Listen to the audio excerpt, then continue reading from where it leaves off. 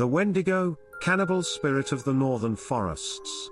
In the frozen forests of North America, where winter nights stretch endlessly and the cold can gnaw at the soul, there exists a legend older than colonial maps or fur traders' journals.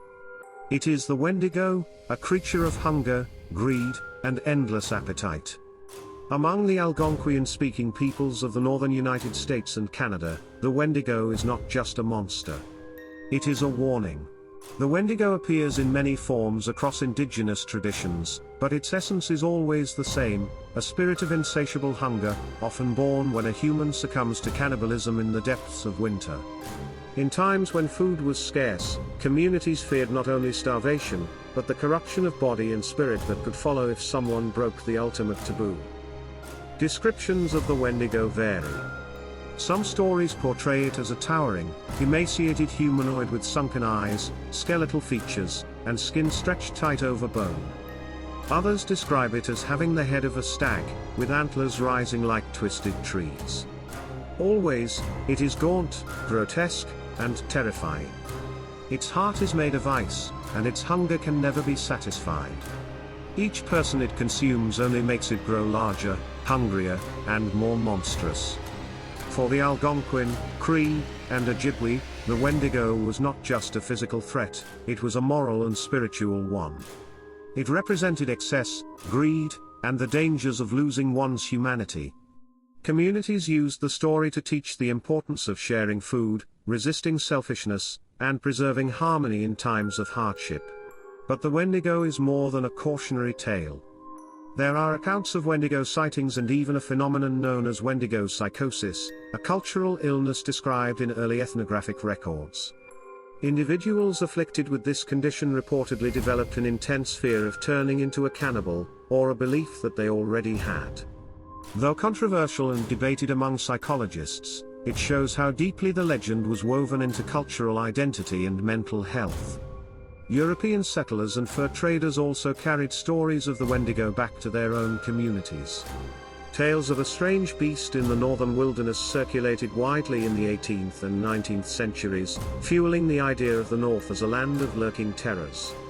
By the early 20th century, the Wendigo entered folklore studies and horror fiction, transforming from a cultural guardian spirit into a broader monster of popular imagination. Perhaps the most famous case tied to the Wendigo legend is that of Swift Runner, a Cree man living in Alberta in the late 19th century. In 1878, during a brutal winter, Swift Runner killed and ate members of his own family despite living relatively close to a trading post. He later claimed he had been possessed by the Wendigo. His trial and execution made headlines, cementing the Wendigo as both a spiritual and real-world horror. In modern culture, the Wendigo has become a fixture of horror literature, movies and video games. It has appeared in works ranging from Algernon Blackwood's 1910 short story The Wendigo to Stephen King's Pet Sematary, and even in shows like Supernatural and games like Until Dawn. Yet, these portrayals often strip away its original meaning, turning it into a generic monster instead of a deeply cultural story tied to survival, morality, and identity. To truly understand the Wendigo, we must see it not as a simple cryptid but as a reflection of human fear, the fear of hunger, the fear of greed, and the fear of becoming something less than human. In that sense, the Wendigo is timeless. Even today, when our monsters no longer lurk in the woods but in our consumption, our addictions, and our excess, the Wendigo legend continues to resonate. So, when the forest grows silent and the snow crunches underfoot, remember, the Wendigo is not just a beast in the dark. It is the hunger within us, waiting for the cold and the desperate night to give it form. Legends are born where fear meets the unknown. And sometimes, they never die.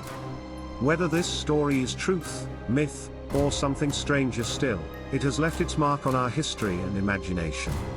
And as long as the world holds mysteries we cannot explain, its legend will live on. This is Origins Unmasked, where every myth has a beginning, and every mystery, a story.